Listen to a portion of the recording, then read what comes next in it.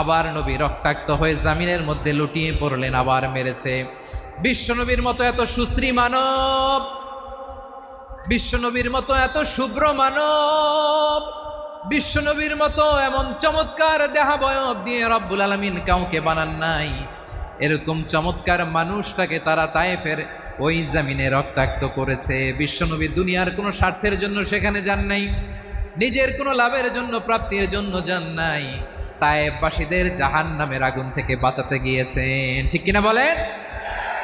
খেয়ে না খেয়ে দিনী প্রচারের কাজে নিজেকে দিয়েছ বিলিয়ে, তায়েফের কাফিরেরা চিনল না সে আলো, দুষ্ট ছেলেদের পিছু দিল লেলিয়ে।